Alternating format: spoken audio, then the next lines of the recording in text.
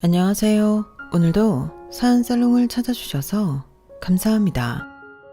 저는 남편을 잃고 겨우 취업해 일을 하고 있는 50대 여성입니다. 남편은 2년 전 폐암으로 사망했어요. 5년 전 폐암 말기 선고를 받고 3년 동안 투병했어요.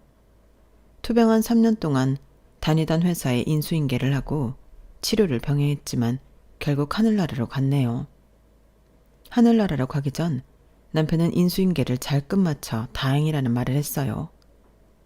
그만큼 남편은 자신의 업무에 자신이 다니던 회사에 진심이었어요. 요즘엔 흔치 않는 자신의 발전이 곧 회사의 발전인 사람이었죠. 하지만 그런 남편이 너무 부담스럽다거나 과하다고 생각하지 않았어요. 오히려 당연하다고 생각했죠. 왜냐하면 저도 그런 사람이었으니까요. 저도 남편에게 뒤지지 않는 성실한 일꾼이었어요. 지금도 그렇고요. 하지만 저도 다른 제 또래 여성들과 마찬가지로 불과 몇 년 전만 해도 경력 단절 여성이었어요. 버티고 버티다 37의 일을 그만두고 무려 15년 동안 경력 단절이었죠. 그러다 남편의 폐암으로 하늘나라로 가게 되면서 재취업을 하게 되어요. 저에게 재취업은 물론 다른 여성분들도 마찬가지겠지만 선택이 아니라 필수, 생존이었어요. 남편이 하늘나라로 간 당시 아들은 이제 막 18살이 되었고 딸은 고작 16살이었으니까요. 하지만 제 의지와 다르게 재취업을 하는 길이 녹록지 않았어요. 일단 젊었을 때 쌓아놓은 제 경력을 쳐주지 않아서 저는 다시 처음부터 시작해야 했어요. 그리고 그 처음이라는 단어와 어울리지 않는 나이 때문에 또 좌절해야 했고요. 지금부터 그 이야기를 해드릴게요. 저는 3남 1녀의 막내로 태어났어요. 가족 구성원을 보면 아시겠지만 저희 부모님은 딸을 원하셨어요. 딸을 원했지만 아들만 셋 낳고 포기하려다 마지막이라고 생각하고 저를 갖게 되었죠. 그래서 저는 엄청 예쁨을 받고 자랐어요. 부모님에게만 예쁨 받은 게 아니에요. 저는 오빠들에게도 예쁨을 받았어요. 저는 첫째 오빠와는 8살 차이, 막내 오빠와는 3살 차이가 나요. 나이 터울이 있는 만큼 보살핌을 많이 받았어요. 특히나 저는 대학을 나왔는데요. 4년제를 나왔어요. 그럴 수 있었던 건 제가 20살 때 이미 일을 하고 있던 첫째 오빠 덕분이었어요. 첫째 오빠가 등록금의 반 이상을 대주었기 때문에 저는 무리 없이 대학 졸업장을 딸 수 있었어요. 물론 서울에 있는 대학을 갈 수는 없었어요. 하지만 저는 그 시대에 여자가 대학을 나온 것만으로도 감사하다고 생각했어요. 그리고 서울로 상경하게 되었어요.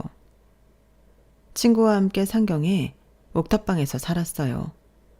우풍이 심하고 난방도 잘 되지 않았지만 서울에 산다는 생각에 얼마나 기쁘던지요. 저는 아르바이트를 하면서 취업 준비를 했어요. 다행히 서울에 상경한 지 4개월이 조금 지나서 취업을 하게 되었어요.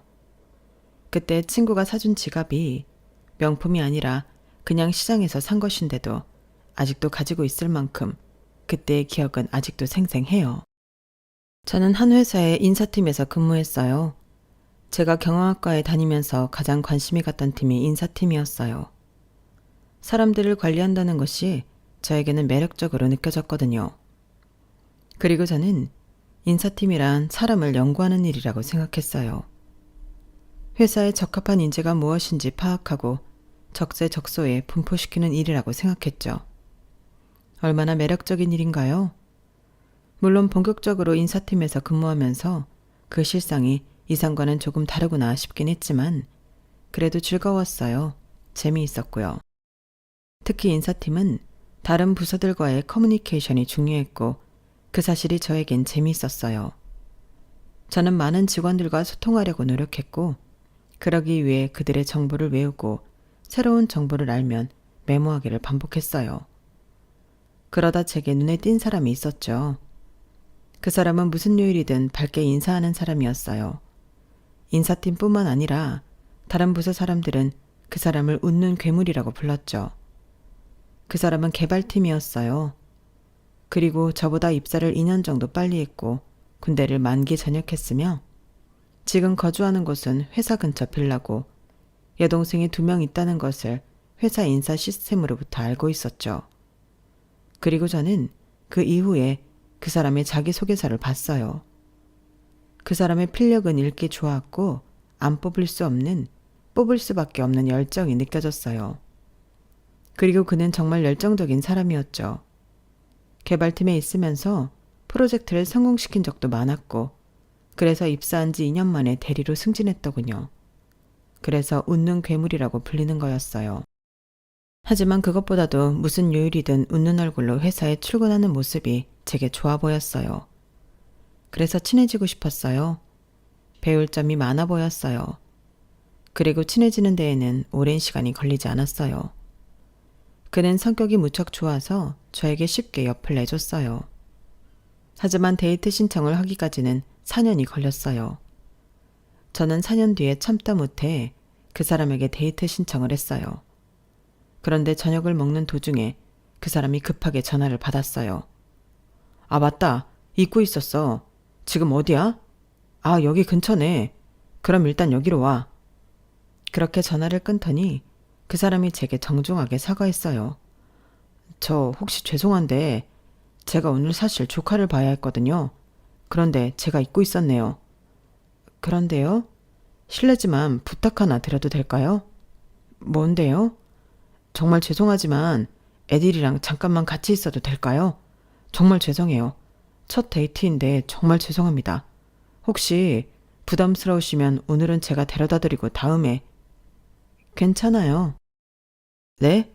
괜찮으니까 오라고 해요. 사실 저 애들도 별로 좋아하지 않는데 그 사람이 첫 데이트라고 낙인 찍어준 게 기뻐서 그렇게 하라고 했어요. 그리고 얼마 안 돼서 그 사람의 조카들이 왔어요. 6살, 3살이라고 설명하더군요. 그래서 그날 아이들을 데리고 공원에 가서 뛰어놀고 아이스크림을 사주고 그랬어요.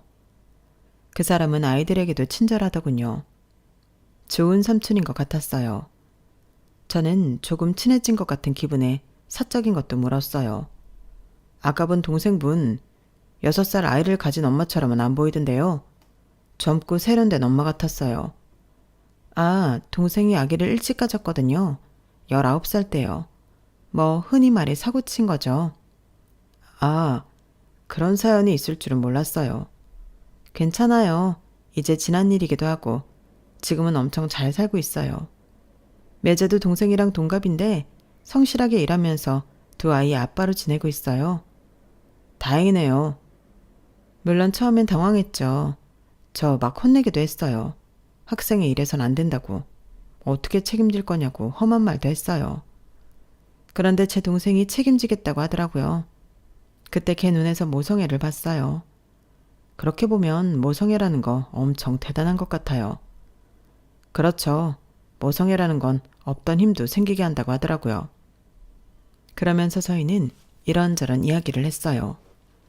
그날을 기점으로 더 친해진 것 같아 기분이 좋았어요. 그리고 그렇게 생각한 건 저뿐만이 아니었어요. 그 사람은 그날 이후로 저에게 더 많은 관심을 보였고 하지도 않던 자기 어필을 하기 시작했어요. 그렇게 저희는 사귀게 되었어요. 그런데 그 사람이 정직한 게 흠이 되더라고요. 그 사람은 저희 연애를 숨기지 못했어요. 결국엔 연애 2개월 만에 연애가 밝혀졌고 이상한 소문이 나게 되어요. 그 해에 제가 대리지만 인사팀장이 되었거든요. 그래서 남자친구가 승진하려고 저를 이용하고 있다느니 남자친구만 편애하는 게 아니냐느니 그런 말이 많았어요. 인사팀원들도 그렇게 생각하더라고요. 그래서 전 버틸 수 없었어요. 처음으로 회사 생활이 힘들었죠. 나 못 버티겠어요. 이상한 소문들, 그게 다 사실이 아닌데 너무 괴로워요. 그래서 저 그만두려고요. 아, 이러면 내가 너무 미안해지잖아요. 그만두지 말아요. 조금만 버티면 사라질 소문들이에요. 그럴 리 없어요. 소문이 점점 더 커지고 이상해지고 있다고요. 제가 그만두고 이직하는 게 맞아요. 둘 중에 누가 그만둬야 한다면 내가 그만둘게요. 네? 어떻게 하려고요? 어차피 올해 언제든 대학 동기랑 창업할 생각이었어요. 시기가 좀 빨라졌다고 생각하죠. 뭐 난 괜찮아요. 난 잘 해낼 테니까.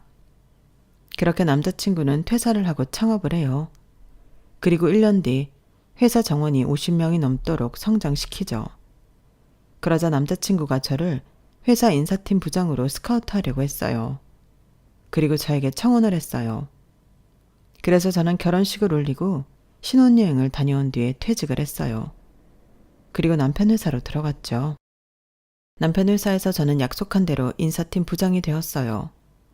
사람들이 대표 와이프라고 낙하산이라고 저를 무시하거나 욕할 수 없게 저는 열심히 일했어요. 그러다 1년 뒤 아들을 가졌죠. 아들을 가진 뒤에도 저의 열정은 식지 않았어요.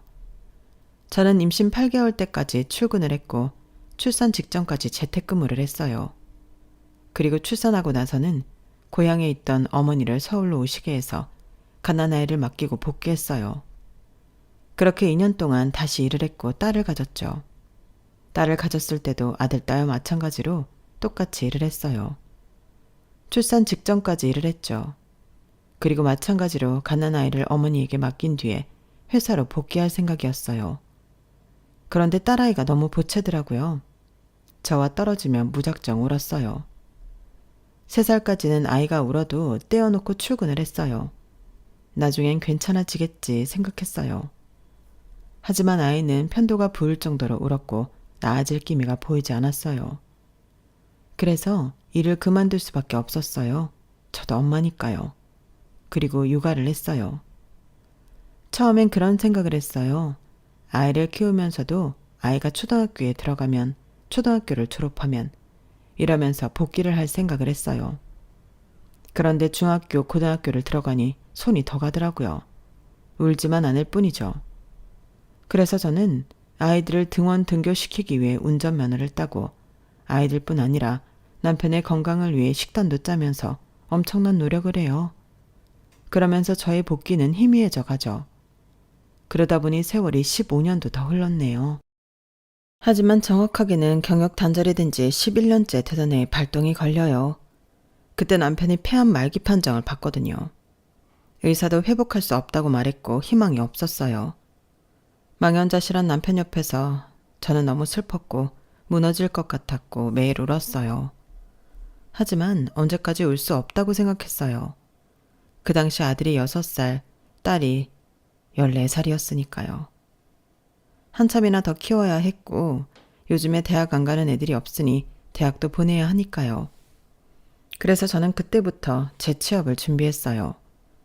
그간 경력으로 취업을 도전했어요. 하지만 번번이 실패했어요. 저는 너무 우울했고 깊은 쉬면에 빠졌어요. 어떻게 애들을 키워야 할지 정말로 막막했어요. 그런 저를 보며 남편이 저를 위로하더군요. 본인 속도 말이 아닐 텐데요. 너무 우울해하지 마. 경력 단절이 왜 단절이겠어? 단절이라는 건 머물러 있다는 거고 그래서 다시 쓰일 수 없다는 거 아니겠어? 그러니까 다른 걸 도전해봐. 당신 할 수 있잖아. 저는 남편의 깊은 위로에 여성 일자리 센터에 갔어요. 그리고 거기서 저는 새로운 희망을 발견했어요. 저를 상담해주는 사람이 제 또래 여자였거든요. 저는 그 사람이 저에게 뭐라고 하는지는 듣지도 않고 대뜸 물었어요. 이 일을 하려면 어떻게 해야 해요? 그러자 그 상담자가 웃으면서 본인의 직업과 되는 방법을 차근차근 알려줬어요. 그래도 인사팀으로 경력이 좋으신데 다른 걸 도전해보셔도 괜찮겠어요? 네, 괜찮아요. 경력 단절이 왜 단절이겠어요? 그날 이후로 저는 직업 상담사에 도전했어요. 저는 2급 직업 상담사 자격증을 취득하는데 1년 반 정도 걸렸어요. 4번의 시험을 봤죠. 저는 자격증을 취득하고 집안 사람들 모두에게 이 기쁜 소식을 알렸어요. 그러자 아들과 딸이 파티를 준비해줬어요. 근사한 식사도 하고 케이크도 먹고 즐거운 시간을 보냈어요. 그리고 남편이 제게 말했죠. 이제 나도 편하게 갈 수 있을 것 같아. 당신도 그렇고 회사도 그렇고 잘 넘겼으니까 정말 다행이야. 내가 사람을 제대로 봤지. 당신은 내가 상상한 이상으로 멋진 여자고 대단한 엄마야. 그러니까 앞으로도 잘 부탁해. 내가 어디서든 지켜보고 보살펴 줄 테니까. 그리고 남편은 이틀 뒤에 하늘나라로 갔어요. 3일 동안 장례식을 치르면서 많은 분들의 위로가 있었어요. 하지만 그 어떤 위로도 남편을 보낸 저를 위로할 수 없었죠. 남편을 보낸 일은 저에게 제가 상상도 못할 만큼 큰 슬픔을 가져다 줬어요. 저는 가슴이 뻥 뚫린 것 같고 쉴 새 없이 눈물이 나오고 뭘 먹지도 않았는데 구역질이 나고 수도 없이 나쁜 생각이 들었어요. 그리고 그건 5개월 동안 이어졌고 몸무게가 5kg 빠졌어요. 하지만 보이는 모습은 5kg보다 더 빠진 것처럼 보였죠. 그때 아들의 새학기 등록금이 빠져나가고 잔액이 떴어요. 그동안 저희 가족은 남편의 사망보험금으로 생활하고 있었거든요. 그 돈이 거의 바닥이 나 있었죠. 아, 이래선 안 된다. 저는 번쩍 눈이 뜨였어요. 이렇게 살다간 나뿐만이 아니라 내 아들도 딸도 죽겠구나. 산 사람은 살아야 한다는 저희 어머니의 말도 생각나고요. 그래서 일어나 화장실에서 며칠 동안 하지 않았던 세수를 하고 노트북을 열었어요. 그리고 직업 상담사를 뽑는 채용 공고에 정말 모두 원서를 넣었어요. 하나는 될 거라고 생각했어요. 그리고 하나가 되었죠. 면접을 보러 오라더군요. 저는 너무 헬스한 모습이면 안 좋을 것 같아서 정말 많이 먹고 잘 잤어요. 그리고 면접을 봤어요. 면접을 보고 저는 취업을 했어요. 직업 상담사로 일하게 되었죠. 그리고 그때도 제 아들딸이 파티를 열어줬어요. 제가 5개월 동안 엄마 노릇을 제대로 해주지 않았는데 이런 파티를 받아도 되나 송구스러웠어요. 그리고 그만큼 보답해야 한다고 아이들에게 부끄러운 엄마가 되어서는 안 된다고 마음을 다잡았죠. 그렇게 첫 출근을 했어요. 한 달 동안 저는 직업 상담사로 일하며 저와 비슷한 경력단절 여성들과 20대, 30대 젊은이, 퇴직한 노년층에게 직업을 알선했어요. 그 사람들의 특성과 성향을 알고 그 사람들의 관심사에 집중해 적재적소의 일자리를 알려주는 것이 제가 인사팀에서 했던 업무와 다르지 않았고 그래서 친숙하고 보람이 있었어요.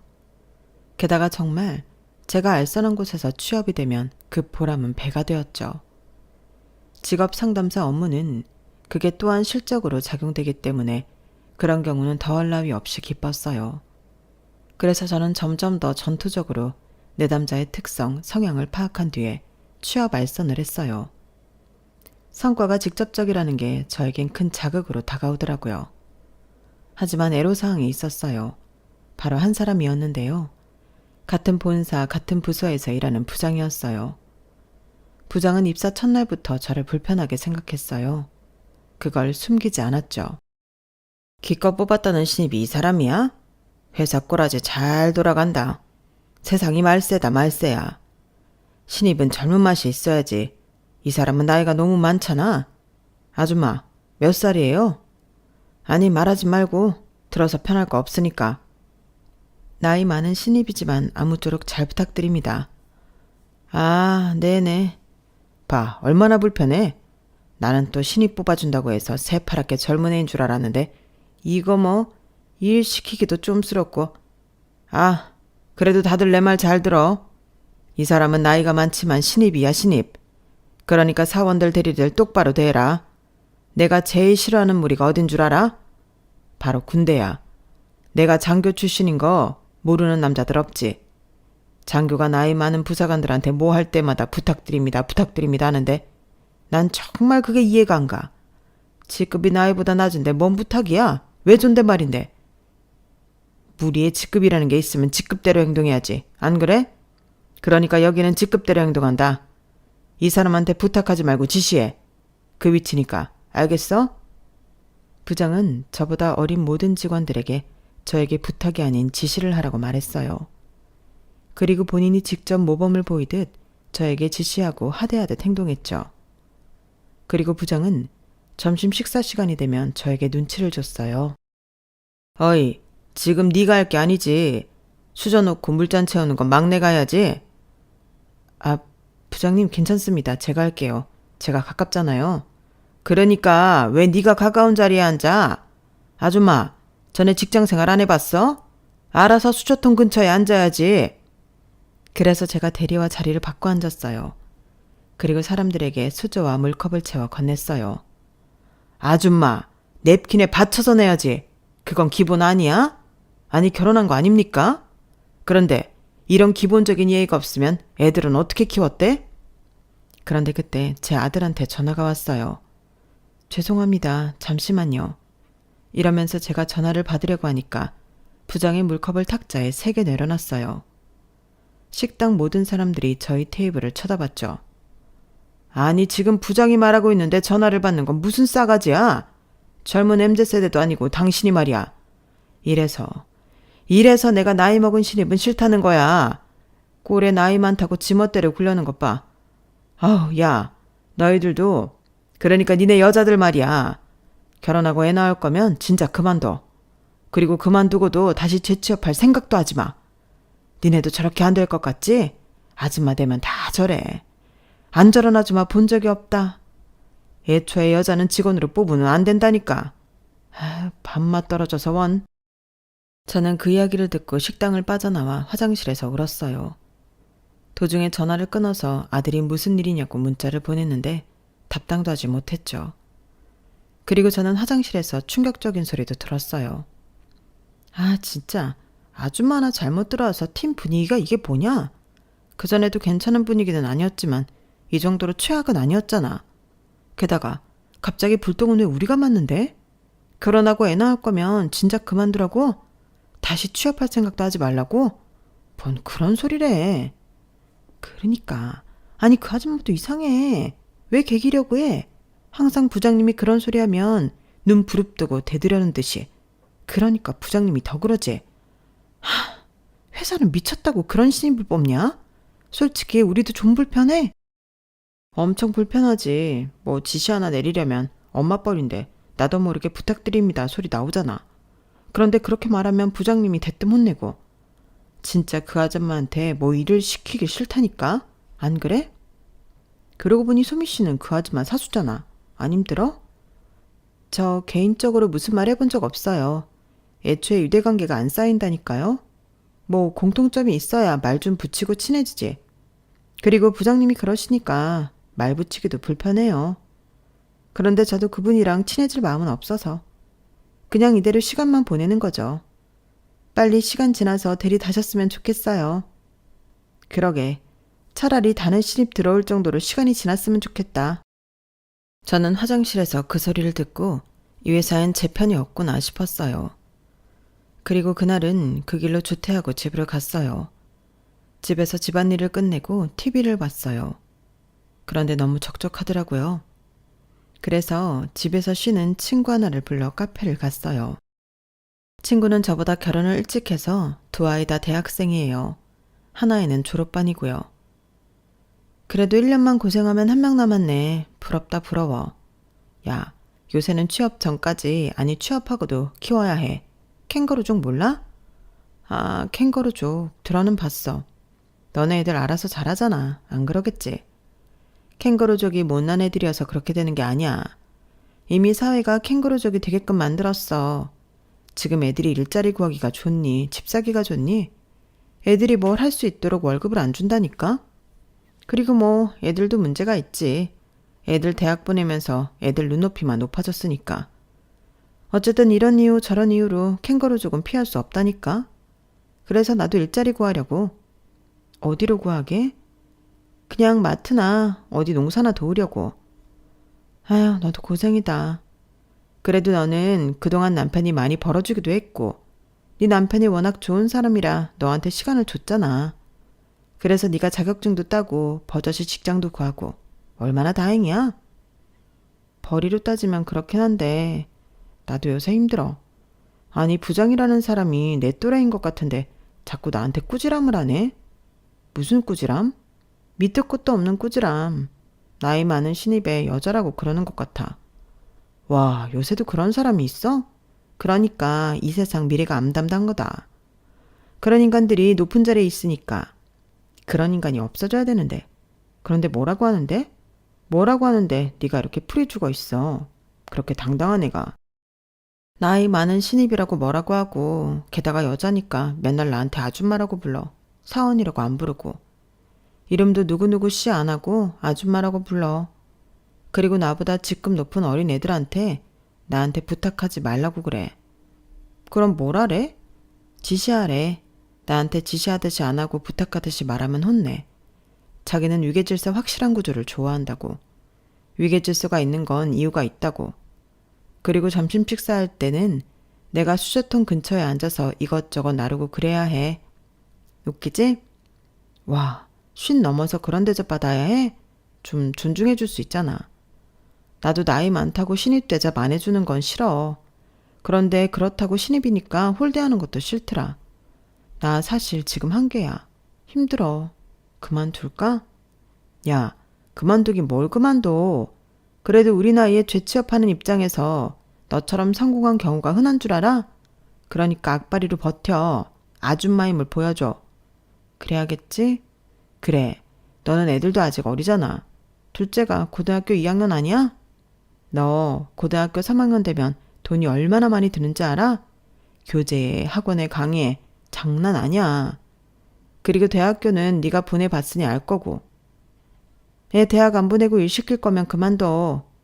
그런데 아니면 다녀. 더러워도 다녀. 지난번에 보니까 젊은 아가씨들이, 아니 대리들이 내 사수도 내 욕하더라. 늙은 신입 와서 팀 분위기 흐린다고. 그 이야기 정말 네 귀로 들어봐. 버티라는 소리 안 나올걸? 더럽지. 그 꼴 아주 간사하고 더럽지. 걘 뭐 안 늙을 것 같대? 걔네들도 우리처럼 다 늙고 결혼할 거고 애도 낳을 거고 다 우리처럼 되게 되어 있어. 그때 아주 피눈물 흘리며 후회할 거다. 내가 그러지 않고 나는 그러지 않았으면 세상이 달라졌을까 하고 그럴 거야. 그런데 그건 나중 일이고 우린 지금을 봐야지. 당장의 학원비, 우리 생활비 생각해야지. 그러니까 나랑 얘기하면서 훌훌 털어내고 잊고 내일 출근해. 출근해서 웃는 얼굴에 침 못 뱉는다고 웃어. 웃어버려. 저는 친구가 준 용기에 다시 한번 일어났어요. 그리고 저는 친구의 말을 명심하고 출근을 했어요. 커피를 사들고 가서 웃으며 팀원들에게 전했어요. 무슨 좋은 일 있어요? 아니요. 그냥 좋은 일이 있으면 해서요. 그리고 부장이 왔어요. 저는 커피를 부장에게 건넸어요. 그러자 부장이 웬 몹쓸 짓을 본 것처럼 치우라고 하는 거예요. 난 늙은 아줌마가 주는 커피 안 마십니다. 김대리, 나 믹스 한 잔만. 그리고 일이나 하세요. 이상한 수 쓰지 말고. 결제 서류 없어요? 부장이 언제부터인가 결제 서류를 다 저보고 가지고 오라고 했거든요. 저는 제 책상에 놓은 결제 서류를 확인하고 있었어요. 그거 봐도 모를 거니까 그냥 통째로 들고 와요. 뭘 한다고 보고 있어? 저는 웃자 하면서 서류를 들고 부장 책상으로 갔어요. 그리고 서류들을 내밀었어요. 부장은 하나씩 사인을 하다가 한 서류에서 멈칫했어요. 오탈자네. 이런 중요한 서류에 오탈자가 있으면 돼? 서류 작성할 때 맞춤법은 기본이잖아. 아, 이건 제가 한 게 아니라. 또 그 소리. 나의 실수는 나의 실수고 팀의 실수는 나의 실수 아닌가? 매번 그렇게 변명만 해대는 신입 나는 딱 싫어해. 이런 식으로 일할 거면 때려쳐. 부장은 틈만 나면 저를 혼내고 꼭 때려치우라는 소리를 했어요. 저는 친구와의 다짐을 기억하며 웃는 얼굴을 했어요. 왜 계속 웃어? 이번엔 미친 거야? 아줌마, 내 말을 제대로 알아들은 거 맞아? 이런 식으로 할 거면 때려치우라고. 부장님, 저를 왜 매번 미워하시는지 모르겠습니다. 저 일 못하지 않잖아요. 이제껏 제가 한 일 중 처리되지 않은 건 없습니다.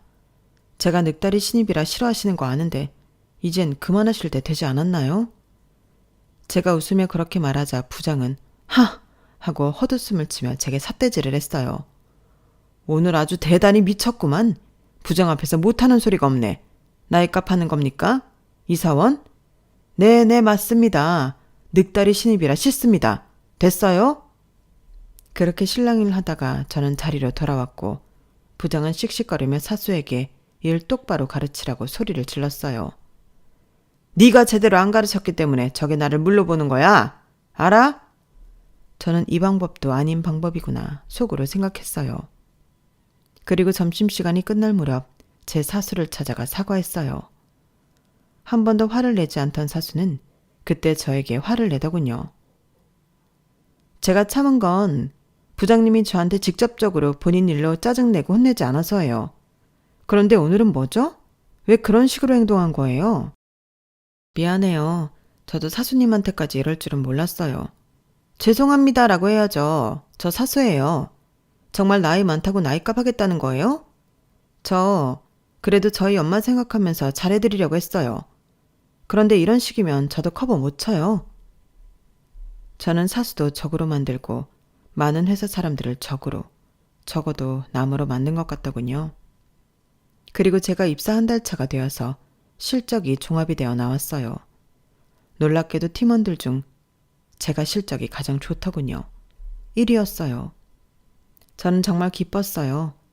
제 노력이 헛된 것만은 아니구나 생각했거든요. 하지만 대놓고 기뻐할 수만은 없었어요. 제가 압도적으로 1위를 하게 되어서 팀 분위기가 정말 안 좋았거든요. 적막했어요. 꼭 장마 같았어요.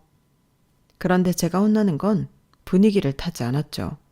심지어 더 혼나는 것 같았어요. 이번에도 저는 제가 결제를 올리지 않은 건으로 혼이 나고 있었어요. 대체 이런 식으로 결제 올려서 나보고 어떻게 사인을 하라는 거야? 몇 번이고 내가 양식 알려줬지? 이 양식은 아니라고. 아니라고! 아줌마, 머리 안 돌아가? 돌대가리야? 대체 몇 번을 알려줘야 해? 이럴 거면 진짜 일 때려 치우라고. 애 때문에 그래? 남편 있을 거 아니야. 남편이 쪼달리게 보나 보지? 집구석이 엉망이네. 가져가! 가져가서 다시 해! 저는 한마디를 하려다가 저번처럼 더 큰 악몽이 찾아올까 봐 참았어요. 그런데 직원들이 다들 일어나는 소리가 들렸어요. 뒤를 돌아보니 한 남자가 들어왔는데 구면이었어요. 제가 삿대질을 하자 직원들이 모두 수근수근거리면서 저에게 눈치를 줬어요. 그리고 부장이 저에게 들으라는 듯 말했죠. 아, 대표님. 한 달 동안 해외 갔다 오시느라 고생 많으셨습니다. 미국 날씨가 어떠셨는지 더우셨습니까? 강 부장 잘 지냈나? 미국은 무지 더웠네. 그런데 이분 왜 여기 있어? 저는 무척 놀랐어요. 대표라고 하는 저 남자 제 남편의 지인이거든요. 그것도 친한 지인이요. 경조사를 거하게 챙기는 사이였어요. 저희 남편이 회사 대표라는 것은 이야기 드렸죠. 대표님과 어떻게 알게 된 사이냐면요. 저희 남편 회사가 고연촉진 장려금을 받기 위해서 취업지원 프로그램을 이수한 실업자를 몇 번 받았어요. 그때 헤드헌팅 회사 대표 몇 명과 친하게 지냈는데 그중 한 분이세요. 특히 이분 회사에서 소개받은 직원들과는 상당히 오래 일했어요. 지금 아직도 다니는 직원이 있어요. 저희 부부에게 굉장히 감사한 분이죠. 그럼으로써 서로 윈윈하는 관계였기도 했고요. 그래서 대표님 따님이 결혼할 때 저희 부부가 100만 원을 축의금하고 아버님이 돌아가셨을 때 100만 원 조의금을 했어요. 그리고 대표님은 저희 남편이 하늘나라에 갔을 때 500만 원이나 조의금을 하셨고요. 그런데 어떻게 회사를 모르냐고 하시는 분들이 있을지도 모르겠어요. 저는 사실 남편의 지인관계를 제대로 잘 알지 못해요. 남편이 워낙 마당발이어야죠. 그래서 얼굴과 직책만 대충 알지 무슨 회사를 운영하는지는 몰라요. 그래서 몰랐어요. 모른 만큼 굉장히 당황했고요. 그래서 저는 손을 내리지 못하고 있었어요. 그런데 대표님은 저를 이미 알고 있다는 듯이 제 손을 쓱 내려주더니 가볍게 목례를 하고 악수를 청했어요. 사모님, 오랜만입니다. 잘 지내셨어요? 그리고 사모님 소리에 직원들은 다시 수근수근거렸고 부장은 놀란 표정을 숨기지 못했어요. 아니, 이 아줌마한테, 아니 이분한테 사모님이라뇨. 대표님 무슨 말씀이신지 감을 못 잡겠는데요. 대표님은 손짓으로 잠시만 기다려보라고 하면서 어딘가에 전화를 걸었어요. 인사팀인가? 지금 부장 자리 비어있지? 그래. 강 부장이 다른 지사로 발령 갔잖아. 그래, 나도 알고 있어. 그래서 내가 새로 인사부장 뽑았다고 전달하지 않았나? 그래, 직업상담사로 면접 본 이지은 씨 말이야. 내가 직업상담사가 아니라 인사부장으로 올리라고 했잖아. 그런데 왜 지금 직업상담사로 있지? 대체 일 처리를 어떻게 하는 거야? 저는 대표님 말에 무척 놀랐어요. 그리고 놀란 건 저뿐만이 아니었죠. 사무실에 있는 모든 사람이 놀라서 저와 대표님을 번갈아 봤어요. 알고 보니 제가 직업 상담사로 원서를 넣은 뒤에 대표님이 제 이력서를 확인하고 저를 알아차린 거예요. 사연이 딱하기도 하고 제가 인사팀에서 부단히 잘 일했다는 것을 알고 있기도 했고요. 그리고 그때 마침 본사 인사부장 자리가 비어 있었어요. 그래서 대표님은 직업 상담사를 한 명 더 뽑고 저를 인사부장으로 임명했던 거예요. 그런데 착오가 생겨 직업 상담사를 한 명 더 뽑긴 했지만 그 사람은 지사로 발령받고 전 본사에서 직업 상담사로 일하게 된 거죠. 그리고 대표님은 일이 있어 한 달 동안 회사에 출근하지 못했고 그래서 저는 직업 상담사로 한 달 동안 근무하게 된 거였어요. 일처리 똑바로 하세요. 당장 이분 자리 옮겨드려. 앞으로 같이 업무할 인사부장이니까 잘 대우하라고. 그런데 내가 없을 때 더 꼼꼼하게 일 처리해야 하는 거 아니야? 오늘 이렇게 처리한 사람 내 방으로 올려보내. 대표님은 그렇게 말하고 전화를 끊고서 제게 사과를 했어요. 제가 분명 지시를 내렸는데 직원이 잘못 알아들은 모양입니다. 한 달 동안 여기서 일한다고 고생 많았어요. 이제 앞으로 하시던 일 하면 됩니다. 인사부장으로요. 기뻤어요. 이제껏 몸바쳐 일한 제 경력이 인정된 것 같아서요. 그리고 좋아하던 일을 다시 할 수 있어서 기뻤어요. 그런데 사실 저조차도 의문이 들었어요. 경력 단절이 된 지 무려 15년이 되었잖아요. 그동안 인사 업무의 체계도 많이 바뀌었을 거고 시스템도 바뀌었을 텐데 제가 잘할 수 있을까 이런 생각이 들더라고요. 솔직히 겁나더라고요.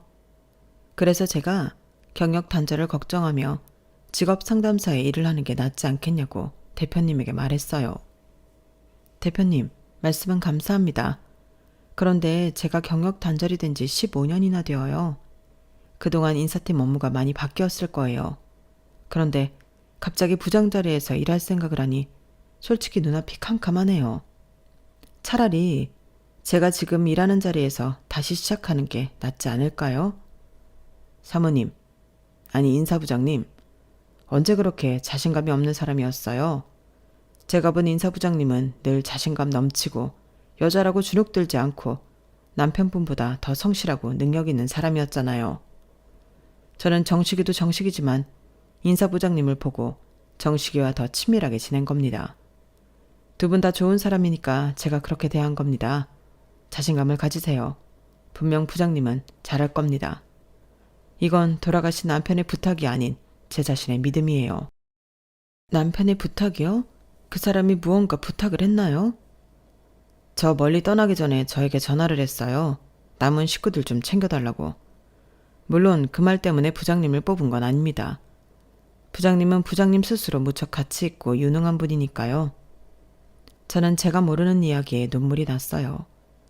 제 앞에서 모든 일이 해결되어 편하게 눈 감을 수 있겠다고 하더니 뒤에서 이런 부탁을.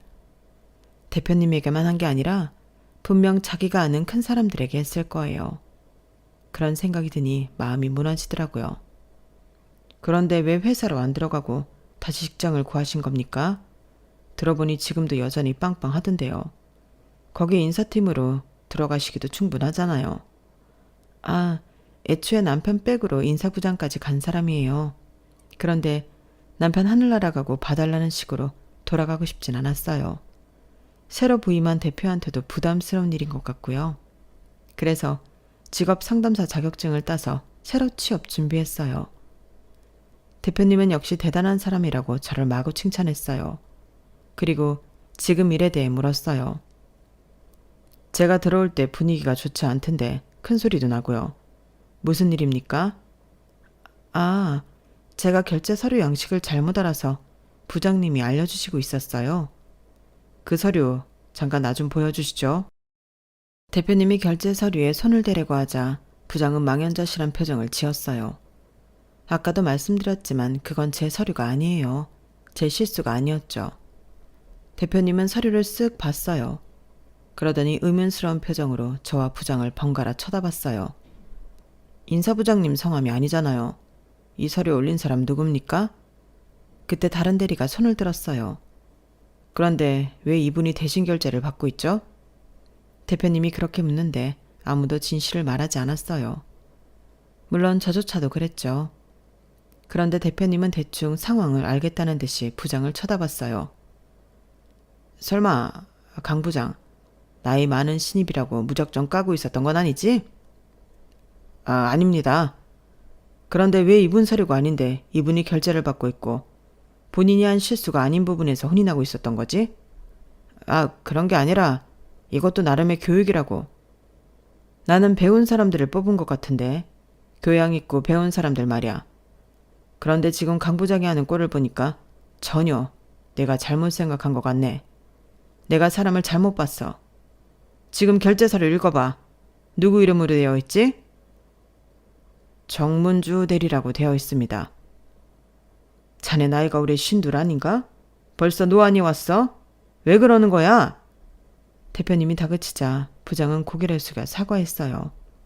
사과는 나한테 하는 게 아니라 이분한테 해야지. 정말 죄송합니다. 죄송합니다. 절박한 사과를 받고 저는 인사팀으로 짐을 옮겼어요. 그리고 인사부장으로서 일을 시작했어요. 다행히 적응하는데 오랜 시간이 걸리진 않았어요.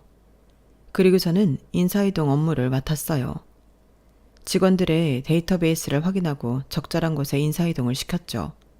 그중 강 부장도 있었어요. 알고 보니 강 부장은 15년 동안 그 자리에서 고인물처럼 있었더라고요. 그리고 남쪽 지사의 부장 자리가 몇 달간 비어 있었어요. 그 전에는 계속 부장이 바뀌었고요. 그래서 저는 강 부장이 적임자라고 생각했어요. 그래서 발령을 보냈어요. 그런데 발령 공고를 받은 지 몇 시간도 되지 않아 강 부장이 저를 찾아왔어요. 얼굴이 붉은 것이 화가 제법 난 것 같았죠. 인사이동이라니. 그 남쪽 동네로 날 발령 보내? 지금 복수하는 거야? 뭐야? 복수라뇨. 저는 냉정하게 이성적으로 강 부장 같은 분이 그 지사에 있으면 회사 발전에 도움이 될 것 같아서 발령 보내는 겁니다. 아니지. 아니야.